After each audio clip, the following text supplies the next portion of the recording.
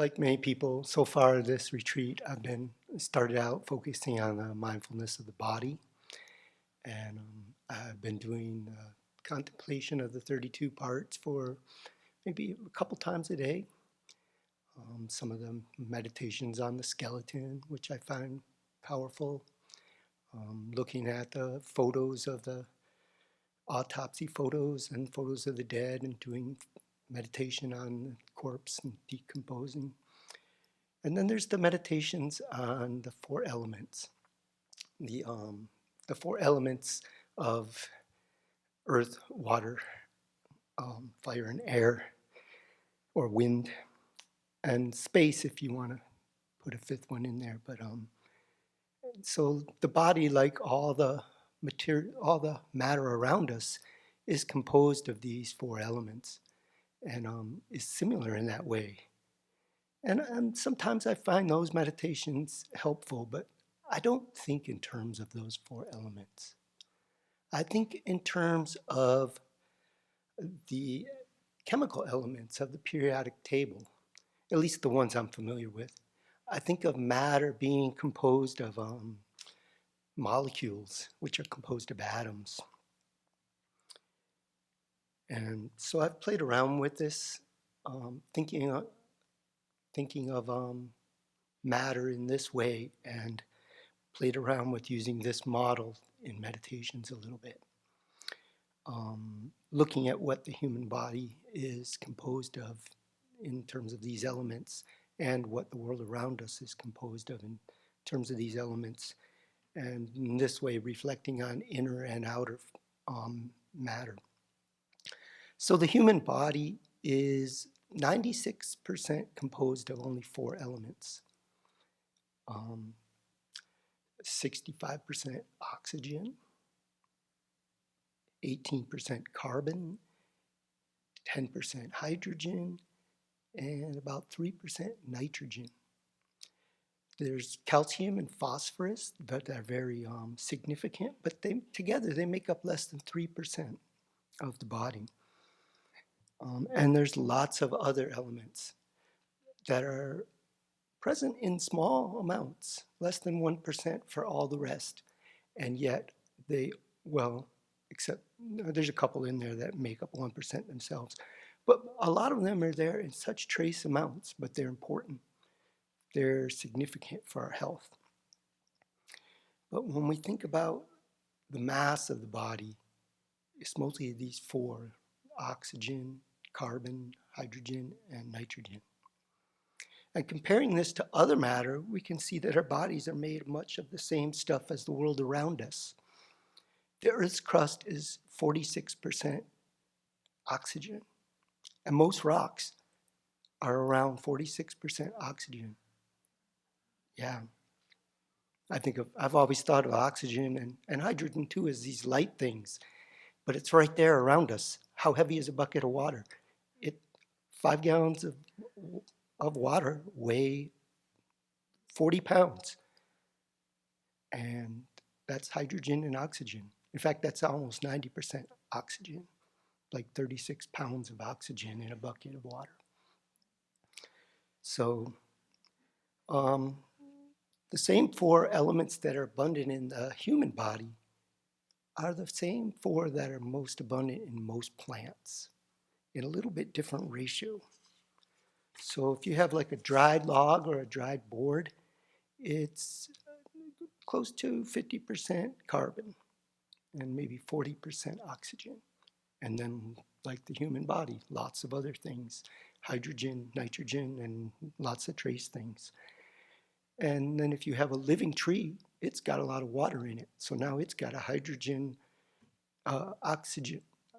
an oxygen content that rivals its carbon content.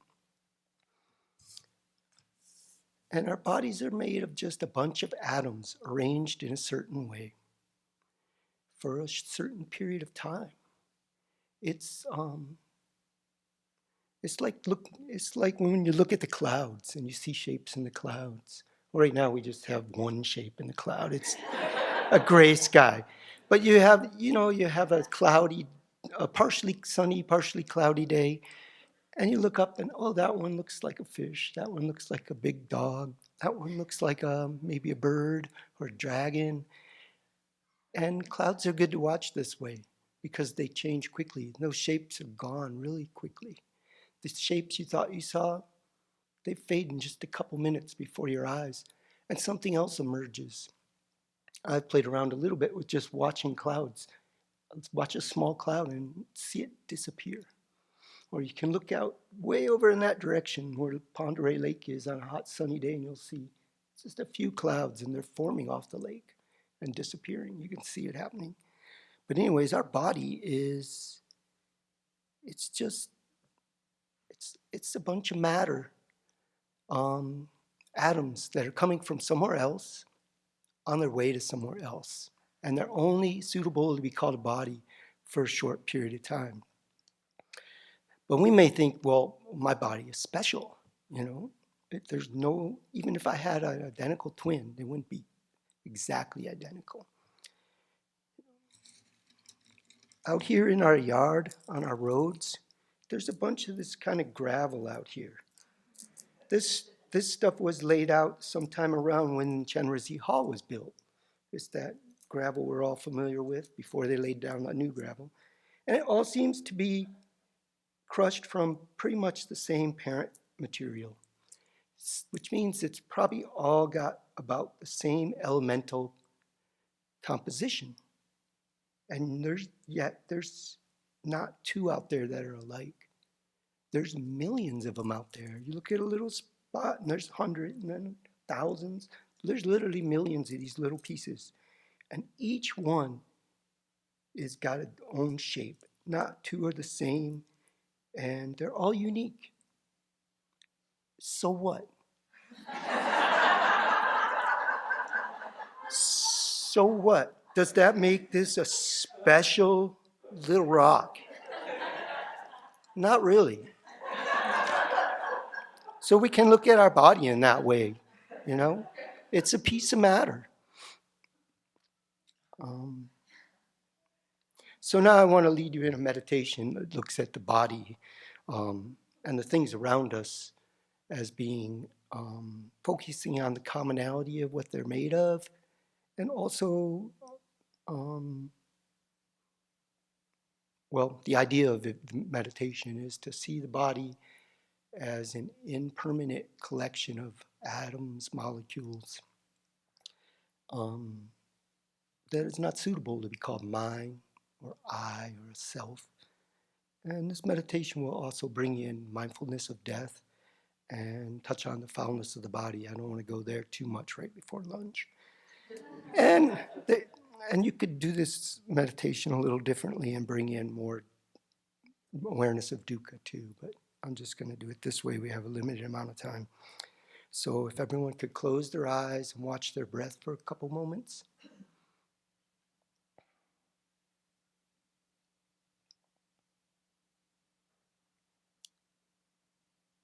Now imagine a creek running through a forest, like an old forest with big trees.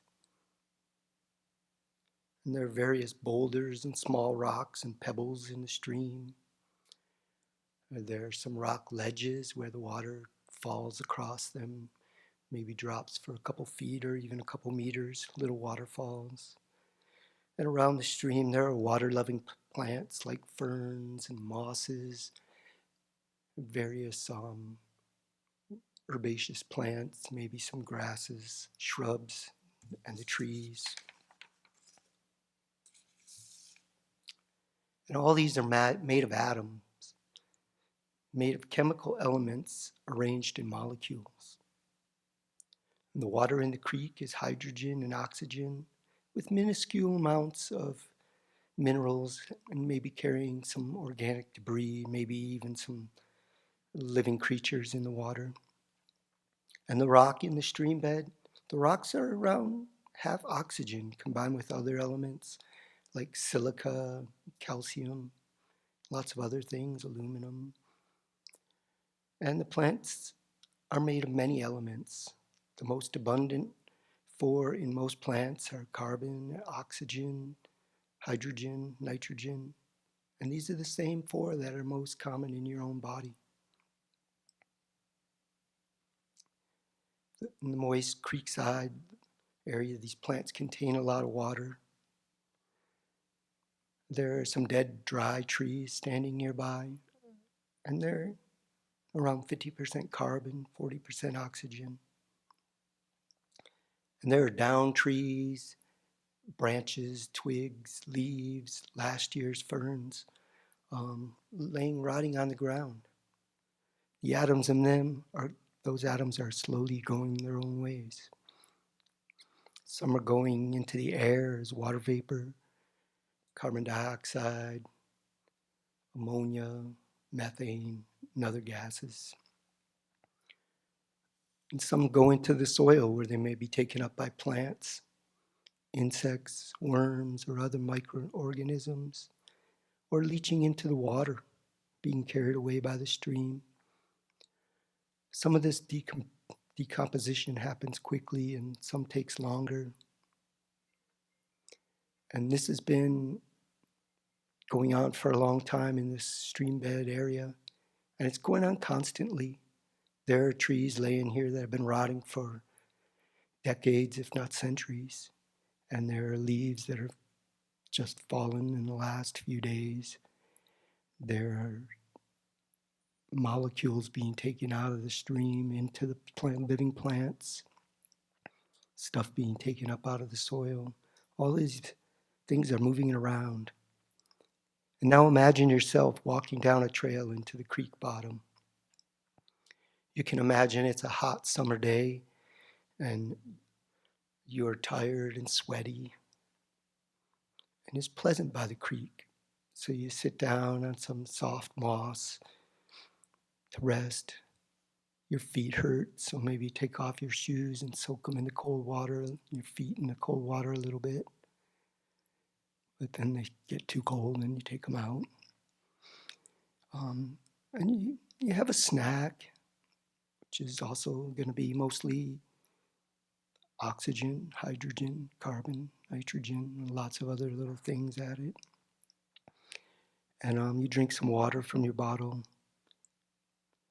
And you're tired and it's pleasant here and you're near a little mossy spot. And so you lay down and you take a nap. And you never wake up. The karma for your consciousness to be in this body has ended. The body has stopped functioning and is clinically dead. So whether the consciousness is completely left or if it is still there in a subtle form for a few more hours or even a few more days, the connection between the body and the consciousness has changed. The body is lying on the ground, and there is no tactile consciousness there to know that contact is there. The eyes are partially open, but there's no visual consciousness seeing what they're pointing at. There are sounds, but there's no auditory consciousness to hear them. There are odors, and there is no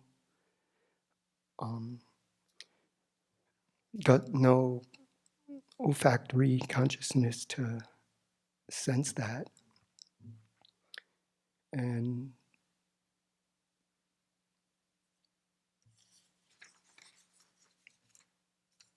there are bits of food in the teeth, stuck in the teeth still from the snack, and no gustatory consciousness to taste this.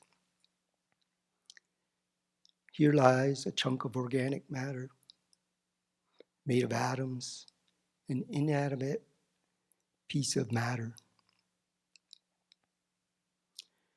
And the cells of the body die and bacteria feast on the contents of these cells. And this produces many gases such as hydrogen sulfate or sulfide and methane and other gases, which cause the body to bloat.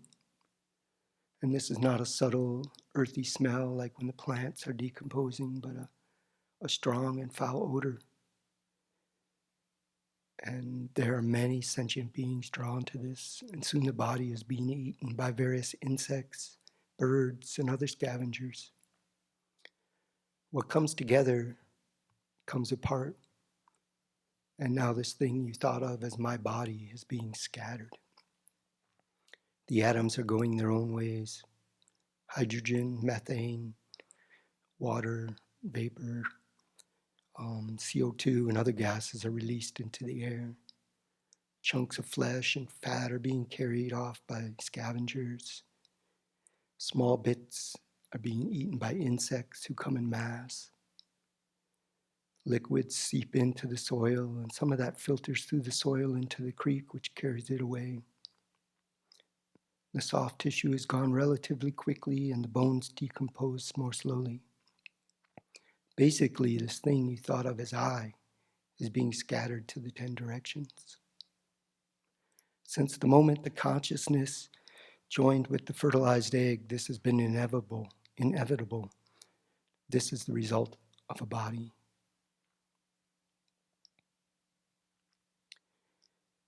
The atoms that made up this body were assembled slowly from various substances. The water you drank, the air you breathed, the food you ate. And now those atoms, all this matter is going into the bodies of others or into the plants, soil, air, and water. What was it that you thought of as I or mine?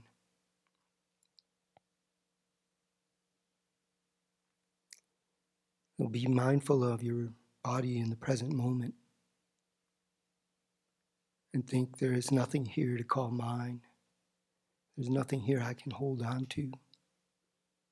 And there is nothing suitable to be called a self.